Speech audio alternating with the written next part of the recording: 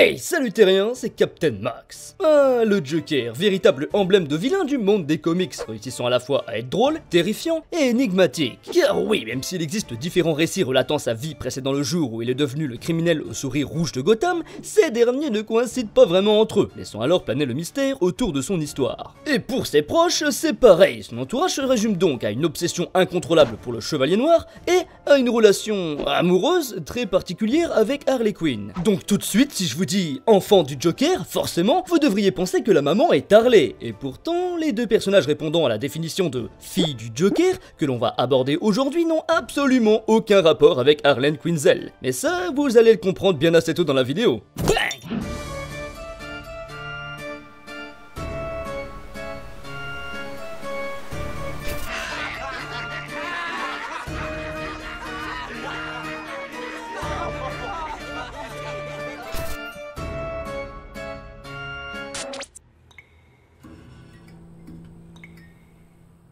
Attention, si vous avez prévu de lire les 2 tomes du comics Batman de Marini, passez directement au temps indiqué à l'écran car il va y avoir du spoil. Du très gros spoil. Cette série de romans graphiques, écrits, illustrés et peints par l'artiste italien Enrico Marini, a vu le jour en 2017. Et si elle n'est pas très innovante au départ, avec une histoire racontant un des nombreux affrontements entre Batman et le Joker, vous allez comprendre au fur et à mesure de mon résumé pourquoi ce dernier réussit quand même à être très intéressant pour tout Batman Over. L'histoire commence une matinée des plus banales à Gotham City. Le Joker et son gang, en fuite après un vol de bijoux, sont poursuivis par Catwoman, désireuse de récupérer les perles précieuses, mais aussi par Batman qui veut stopper le psychopathe en cavale. Et après une course-poursuite digne des films d'action hollywoodiens, le Joker termine à l'eau avec son camion et sa récolte. Et malheureusement pour lui, ces perles étaient le cadeau d'anniversaire de sa petite Harley. Et évidemment, le jour J, malgré le magnifique collier de dents offert par son prince, la dame est folle de rage. Afin de calmer sa dulcinée, après le meurtre sanglant de ses hommes de main, le Joker lui promet le Blue Cat, un diamant de 45 carats très précieux dont tout le monde parle à la télé.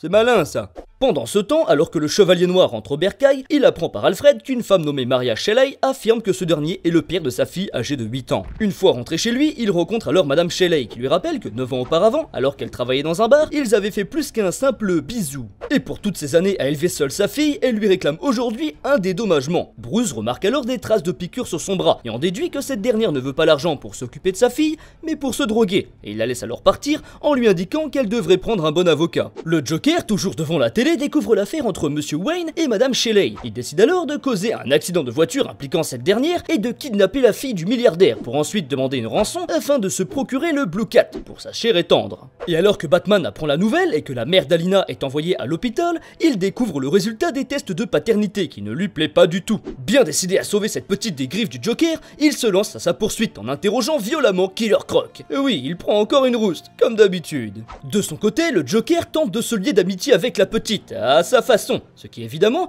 ne fonctionne pas très bien, surtout que la petite est une grande fan du Chevalier Noir au point d'en posséder une peluche. Le clown invite donc Monsieur Wayne au bar où il avait rencontré Maria afin de lui faire sa demande de rançon. Et quand notre riche homme d'affaires fait son entrée en toute discrétion, dans le lieu du rendez-vous, le Joker lui arrive déguisé en prostituée afin de le mettre mal à l'aise. Après une conversation plus que tendue rappelant à Monsieur J ses confrontations avec Batou, ce dernier lui demande d'acheter aux enchères le diamant en échange de la vie d'Alina. Mais le soir de la vente, Selina Kyle vole le diamant. Et après une bagarre, c'est finalement le Dark Knight qui s'enfuit bel et bien avec le bijou. Bruce retrouve alors le Joker sans l'échange de la rançon. Et après avoir mis KO tous les nouveaux hommes du Joker, il est assommé par Harley qui en profite pour récupérer son cadeau d'anniversaire des poches de sa victime. N'ayant plus besoin de la gamine, Monsieur J décide de lui tirer une balle dans la tête. Mais c'était sans compter sa demoiselle au cœur tendre qui lui interdit de tuer un enfant. Pendant leur engueulade de couple, Catwoman apparaît, vole le collier au cou de la reine et Batman en profite pour se retrouver en tête-à-tête avec son ennemi juré. Et alors que l'on s'attend à un nouveau combat entre ces deux-là, c'est finalement Alina qui pique le Joker à la fesse en se servant d'un de ses propres pièges empoisonnés. Mais alors qu'il pense se servir tout simplement de l'antidote, la petite balance ce dernier par la fenêtre, ce qui oblige le clown à se défenestrer lui-même pour tenter de le rattraper.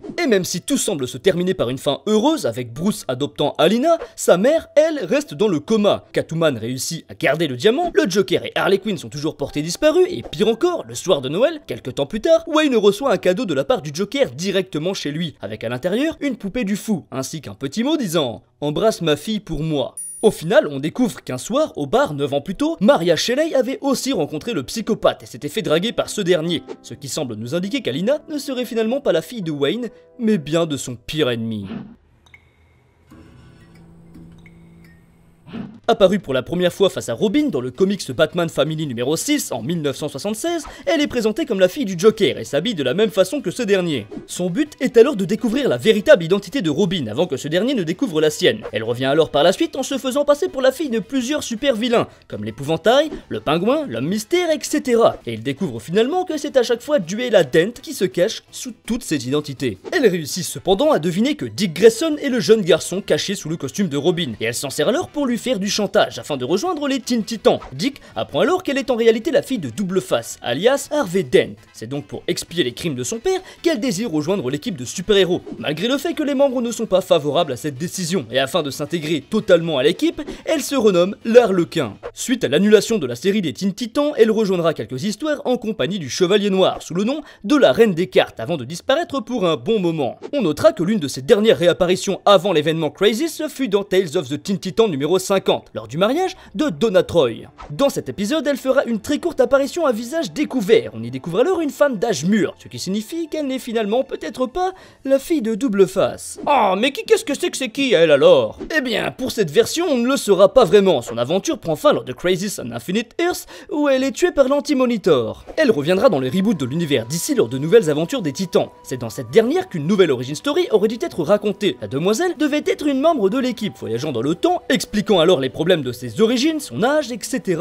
Mais accrochez-vous, ce n'est pas encore fini. Elle affirme plus tard être la fille de Doomsday. Ouais, carrément. Puis elle est tuée une nouvelle fois dans Countdown to Final Crisis par les Monitors, jugeant qu'elle n'était qu'une erreur du temps et qu'elle n'avait rien à faire sur cette terre. Car oui, on apprend peu de temps avant qu'elle est finalement issue du monde parallèle Terre 3, et qu'elle est la fille du Jokester et de Evelyn Dent, alias Threeface. Ces deux personnes sont les versions héroïques du Joker et de Double Face. Et pour compliquer encore les choses, comme si ça ne l'était pas déjà assez, elle est élevée par sa mère, accompagnée de son nouveau petit ami, l'homme mystère. Pfiou, enfin bref, c'est trop complexe, ça me prend la tête, ça vous prend la tête, donc passons à une nouvelle origine avec une plus récente, celle de New 52.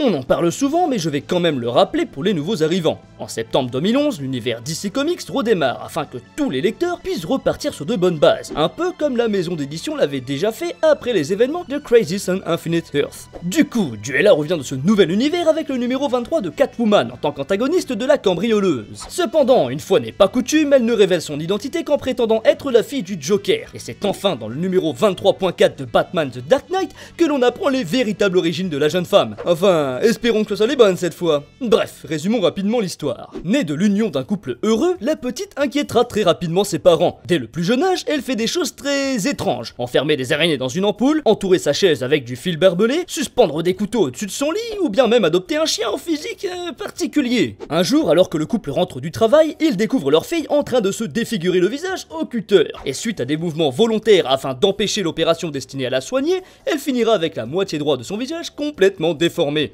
tel Double Face. Très contente de son nouveau visage effrayant, elle s'enfuit du foyer familial et se retrouve à vivre dans les égouts, jusqu'au jour où elle tombe sur la peau du visage que le Joker s'était arraché. Elle s'identifie donc comme la fille du Joker et deviendra le chef de la tribu de SDF résidant dans les égouts. Par la suite, elle fera pas mal de petites apparitions par-ci par-là et rejoindra même la Suicide Squad.